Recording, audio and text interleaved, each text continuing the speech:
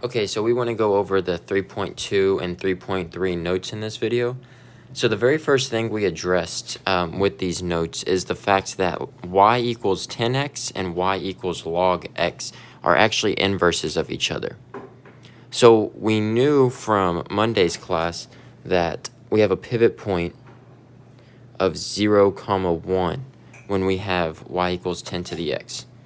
And so that point would be right here. And what we know about inverses is they reflect across the y equals x graph. So since we have that pivot point known there, we end up just wanting to flip our x and y in order for us to get a pivot point of 1, 0 for a log base x. So we learned Monday or Tuesday that this is what our graph of an exponential is, or what it looks like. And then if you plug this into your calculator, you'll see that it'll look something like this. But what we know about inverses is that the domain and range are going to flip. And if we look at the domain of this function, we see that there's no limit to how far left it can go and no limit to how far right it can go. So that's negative infinity to infinity, which means that our range for our log function should be negative infinity to infinity as well, since they flip. This graph does not reflect that. This graph reflects that it stops at some point right here. So this is where our calculator lies to us, and we want to keep drawing that down and put a down arrow. This will show me that you understand that our range for a log function is negative infinity, infinity. So then for our range here, for our y equals 10x, this is where we have a restriction, right? Because we have an asymptote at y equals 0. This is a horizontal asymptote at y equals 0.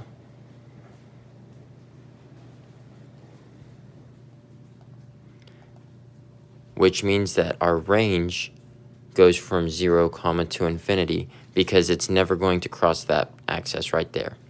Right, because no matter what x is, it could be 10 to the negative million. Whenever we have a negative degree, we just put it on the denominator, which is never going to be 0. Which now means that our domain for this graph, we have a horizontal asymptote here. Here we have a vertical asymptote since we do the opposite. And you put x equals 0 with the domain from 0, infinity.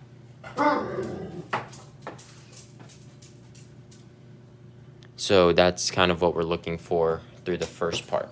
So then if we go down and try to find our f of x equals log x plus 3, then we want to look at the transformation. So we know our home pivot point is 1, 0. Right, that's our home pivot point. If we look at the transformations being done to this graph, we know that it's going up 3.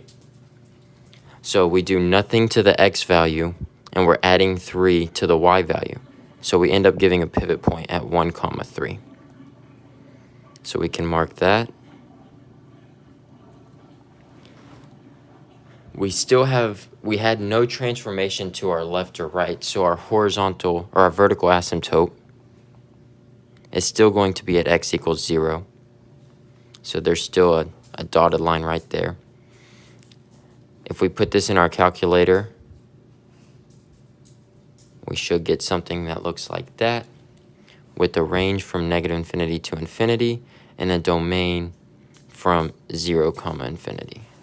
So that's important to remember. Starting from now on, I'm always just going to say this is what our calculator should provide, even though in reality it may have stopped like right there. We know that our calculator is lying to us in this instance, that our range is actually from negative infinity to infinity. So that's just going to be something we expect to know from now on. On a quiz, I need to see this arrow pointing down for us to get credit. So the next big thing that we did was changing from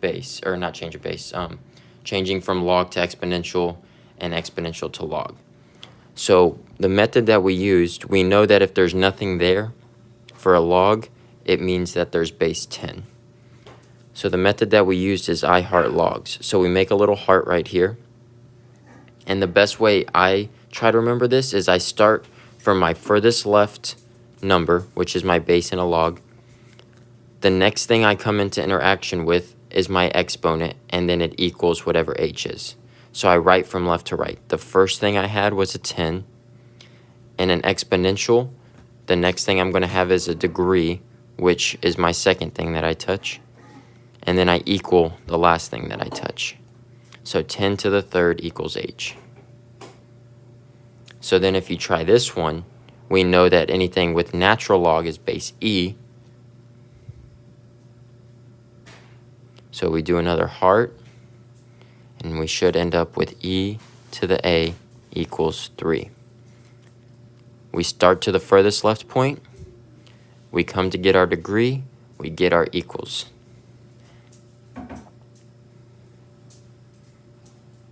So now we want to do the opposite. Now we want to change this to a log or natural log.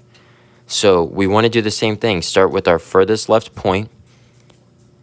And so we always are going to have this log written first. We start with this furthest left point and we come and make our heart. Well, the first thing we have in a log is a base, and then we have the number right next to it, the 9. So we have log base e, 9, equals b, the last thing we come in contact with. Well, we know anything with base e can be written as natural log, so we end up with natural log 9 equals b. And this is how I want you to write it for your final answer. And if you want to skip straight to that step, that's perfectly fine. So for this next one, if y'all want to try it real quick before you see the answer, you make your heart, and you end up with log base 10, which you don't have to write that. 6 equals 0.7782. And if you plug this in your calculator, log to the 6, that's what you should end up with. So I'm going to do 2 examples of some properties. So let's do the first one from the notes that we had. It was number 15. We have 4 log 3 minus 4 log 8. So we want to condense this into a single log. That means that we only want to write log one time. Well, we know anything that goes in front of a log was previously a degree, since we have our product property, or our power property for exponentials. So really the best thing to do here is make sure you know your exponential properties and they're the same as your log properties, or vice versa. Make sure you for sure know one and you can apply the same concepts to both of them. So here we have subtraction, so we know that's going to need to be division. So I have log 3 to the 4th over 8 to the 4th. And that's all I'm going to have to do. That's as simplified as I need to get it. And that would be our final answer. If you want to, you could do 3 to the 4th over 8 to the 4th and get log to some number, but I'm not going to require you to do that.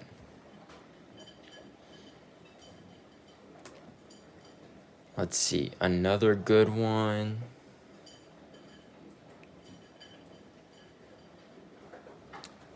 Let's do 16. So we have log 2 plus log 11 plus log 7. So here we have the product property, which is wherever we see addition, we want to condense this one as well.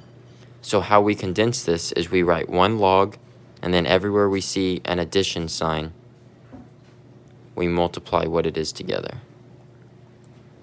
And so I would accept this answer, or if you wanted to, you could do 2 times 11 times 7 and get log whatever that equals.